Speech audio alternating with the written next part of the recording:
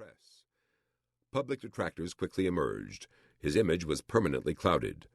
But at a point where his military career should have ended, his greatest achievements were yet to come. MacArthur left Washington, still too young to retire, to become advisor to President Quezon of the Philippines, with the title of Field Marshal. From here, he went on to lead U.S. and Philippine forces in the unsuccessful defense of the Philippines against Japan.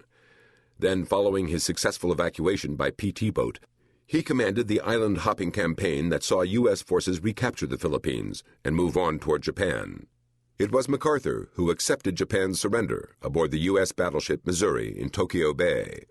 It was MacArthur who guided the successful occupation of Japan and its transition from wartime dictatorship to peaceful democracy. He was now a 5-star general of the Army and a recipient of the Medal of Honor. In 1950, when the North Korean forces crossed the 38th parallel into South Korea, the task of defeating the attack fell to MacArthur. His forces conducted a brilliant, risky amphibious assault at Incheon, on Korea's eastern coast near the capital, Seoul, cut off the spearheads of North Korean forces already further south, rapidly destroyed the bulk of the North Korean army, and advanced north to the Chinese border. MacArthur had simply become a larger-than-life figure. He had often had his own way and publicly spoke his mind, in spite of the misgivings and even the direction of his superiors in Washington. Twice he had flirted with an all-out campaign for the presidency, as a Republican, even while on active duty, and he had maintained his distance from successive Democratic administrations. At the age of 70, he had outlasted all his military competitors save George C. Marshall, who became Secretary of State and subsequently Secretary of Defense. Along the way, rivals, enemies, and other controversies emerged.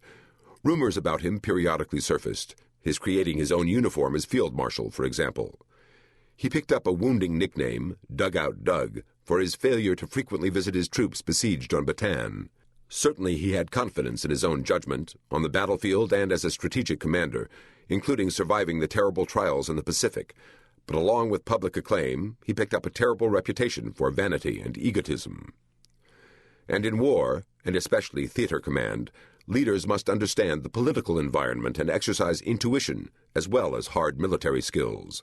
When Chinese soldiers unexpectedly intervened in force in Korea in October 1950, MacArthur faced an unprecedented reversal in war. He needed friends, close associates, and the deepest respect at home. Instead, he found himself out of step with Washington and isolated in what looked to be a costly and losing war, and at a time when major concerns were focused on possible Soviet threats to Europe. His reputation, his character, his experiences, and especially his outspokenness in calling for victory at any price, worked against him. He was relieved for insubordination and returned to the United States. MacArthur's life and career are a moving testimony to his extraordinary talents and lifelong commitment to public service in the profession of arms, but also a signal reminder that there are political boundaries in American democracy which military leaders must not cross. Moreover, as MacArthur's experience demonstrates, the conduct of war is ever-changing and not always straightforward. At the very highest levels, it merges into statecraft, politics, and international strategy, and the greatest generals must take their direction from their government's leaders. General Wesley K. Clark. Introduction. General of the Army Douglas MacArthur held his remarkably well-preserved 71-year-old frame erect as his limousine crawled along a 19-mile course through New York City on April 20th, 1951. His unique and extravagantly gold-braided dress hat served as a beacon, signaling to some the signature emblem of his public image, and to others his gargantuan ego.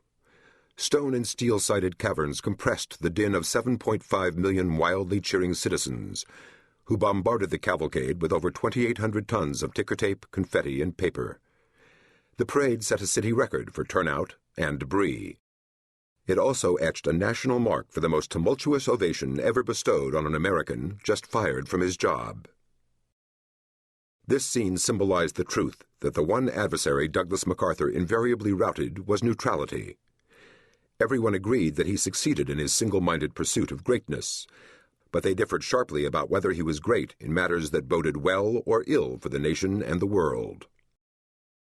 It would be comforting to announce that more than half a century later, only ashes of such fiery passions remain, and that the task here is to articulate history's sober